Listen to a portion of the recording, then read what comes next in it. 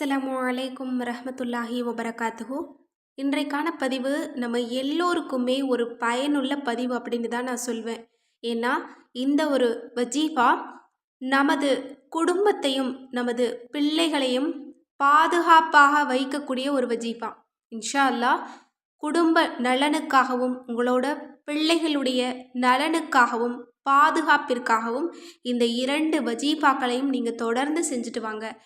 ஏன்னா இன்றைக்கு இருக்கக்கூடிய சூழ்நிலையில் நிறைய வீடுகளில் என்னுடைய கணவருடைய செயல் சரியில்லை, தவறான வழியில் போகிறாங்க, என்னுடைய பிள்ளையினுடைய வழி சரி கிடையாது, அவங்க தவறான வழியில் போகிறாங்க, சொன்னாலும் கேட்க மாட்றாங்க அப்படிங்கிற ஒரு சூழ்நிலை இன்றைக்கு எல்லோருடைய வீட்லேயுமே இருக்க தான் செய்யுது. இன்னும் சில வீடுகளில் மனைவியினுடைய செயல் சரியில்லை அப்படின்னு சொல்லக்கூடிய கணவர்களும் இருக்காங்க. இப்படி குடும்பத்தில் இருக்கிறவங்க சரியாக நடந்து கொள்ளணும், ஒழுக்கத்தோடு இருக்கணும், ஈமானோடு இருக்கணும், சொன்ன பேச்சை கேட்டு நடக்கணும், குடும்பத்து மேலே அக்கறையாக இருக்கணும் அப்படின்னு நீங்கள் நினச்சிங்க அப்படின்னா இன்ஷா அல்லாஹ் கண்டிப்பாக இந்த 2 வஜீஃபாக்களை நீங்கள் செஞ்சு பாருங்கள். ஒன்று நமது ரசூலுல்லாஹி ஸல்லல்லாஹு அலைஹி வஸல்லம் அவர்கள் கற்றுத்தந்தது. 2வது உங்களோட பிள்ளைகளோட வாழ்க்கை நல்ல முறையில் இருக்கணும், அவங்க உங்கள் பேச்சை கேட்டு நடக்கணும், இன்னும் அவங்க தவறான பாதையில் இருந்தாங்க அப்படின்னா அதை விட்டுட்டு வெளியில் வரணும் அப்படிங்கிறதுக்காக நீங்கள் ஒதுங்க இன்ஷா அல்லாஹ். இப்போது அந்த 2 வஜீஃபாக்களையும் நம்ம பார்க்கலாம். முதலாவது நபி அவர்கள் கற்றுத்தந்த ஒரு துஆவுக்கு பின்னாடி ஒரு சிறிய சம்பவம் இருக்குது. அந்த சம்பவத்தை முதல்ல நம்ம பார்க்கலாம். ஹஜ்ரத் அப்துல்லாஹ் இப்னு மசூத் ரலியல்லாஹு அன்ஹு அவர்கள் அறிவிக்கிறார்கள், நபி ஸல்லல்லாஹு அலைஹி வஸல்லம் அவர்களிடம் ஒரு மனிதர் வந்து, யா ரசூலல்லாஹ், அல்லாஹ்வின் மீது சத்தியமாக நான் என் உயிர், என் மனைவி, மக்கள், என் செல்வத்தின் மீது அதிகம் பயப்படுபவனாக இருக்கின்றேன் என்று கூறினார். அதற்கு நபி ஸல்லல்லாஹு அலைஹி வஸல்லம் அவர்கள், நீர் காலையிலும் மாலையிலும் இந்த துஆவை ஓதி வருவீராக என்று கூறினார்கள். அந்த துஆ என்ன அப்படின்னா, அதுதான் பிஸ்மில்லாஹி அலா தீனி வ நப்சி வ வலதி வ அஹ்லி வ மாலி. இதனுடைய பொருள் என்ன அப்படின்னா, நான் என்னுடைய தீன், என்னுடைய உயிர், என்னுடைய குழந்தைகள், என்னுடைய வீட்டினர், மேலும் என்னுடைய செல்வத்தின் மீது அல்லாஹ்வின் திருப்பெயரை கூறுகிறேன். அந்த மனிதர் இந்த துஆவை ஓத ஆரம்பித்து விட்டார். பிறகு ஒரு நாள் அந்த மனிதர் நபி ஸல்லல்லாஹு அலைஹி வஸல்லம் அவர்களின் சமூகத்திற்கு வந்தார். அவரிடம் உங்களுக்கு ஏற்பட்ட பயம் என்ன ஆனது என்று நபி ஸல்லல்லாஹு அலைஹி வஸல்லம் அவர்கள் கேட்டதற்கு, உங்களுக்கு சத்திய மார்க்கத்தை கொடுத்தனுப்பிய அல்லாஹ்வின் மீது சத்தியமாக அந்த பயம் முற்றிலும் நீங்கிவிட்டது என்று கூறினார்.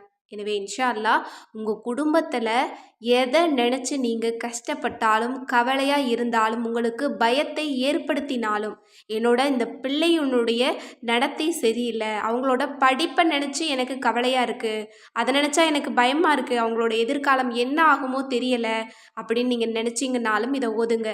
அல்லது என்னோட கணவனுடைய நடத்தை சரி கிடையாது, அவர் தவறான வழியில் போயிட்டுருக்காரு, இன்னும் அவர் தவறான வழியில் செலவு செய்கிறாரு அப்படின்னு நினச்சாலும் இதை நீங்கள் ஓதுங்க. உங்களோட மனைவிக்காகவும் நீங்கள் இதை ஓதுங்க.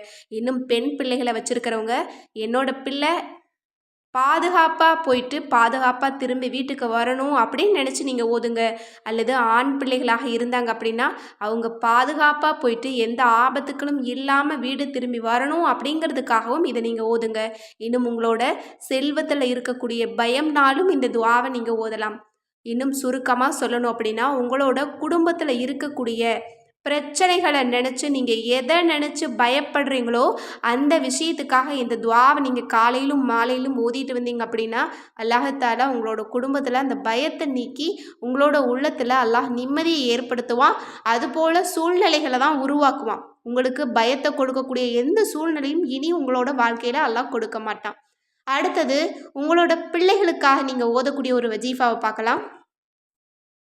குழந்தை சிறந்த ஒழுக்கமுள்ளதாக விளங்க வேண்டும் என்ற நியத்துடன் அதன் நெற்றியில் கை வைத்துக்கொண்டு வானத்தை பார்த்தபடி இதை 21 தடவை ஓதினால் இன்ஷா அல்லாஹ் குழந்தை சிறந்த ஒழுக்கமுள்ளதாக வளரும். அந்த திருநாமம் என்ன அப்படின்னா, ஷஹீது, யா ஷஹீது, சாட்சியுடையோனே அப்படிங்கிற இந்த திருநாமத்தை உங்களோட குழந்தைங்க உங்களோட பேச்சை கேட்காம இருக்காங்க, அவங்க தவறான பாதையில் போகிறாங்க, உங்களுக்கு அதை நினச்சி கஷ்டமாக இருந்துச்சு அப்படின்னு சொன்னால் அவங்களோட நெத்தியில் கை வச்சு யா ஷஹீது அப்படின்னு 21 தடவை நீங்கள் ஓதுனீங்க அப்படின்னா, தினமும் இப்படியே நீங்கள் தொடர்ந்து ஓதிட்டு வந்தீங்க அப்படின்னா, உங்களோட குழந்தைங்க சிறந்த ஒழுக்கமுள்ள குழந்தைங்களாக வளருவாங்க. உங்களோட பேச்சு கேட்டு நடப்பாங்க.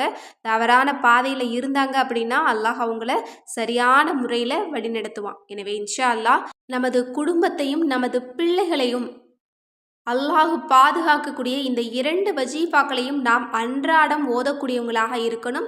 ஓதி இதனுடைய சிறப்புகளையும் பலன்களையும் நாமும் நமது குடும்பமும் பிள்ளைகளும் அடைந்து கொள்ள எல்லாம் வல்ல அல்லாஹ் நம் அனைவருக்கும் நற்கிருபை செய்வானாக. ஆமீன் என்று கூறி இந்த பதிவை நிறைவு செய்கிறேன். அஸ்ஸலாமு அலைக்கும் வரஹ்மத்துல்லாஹி வபரகாத்துஹு.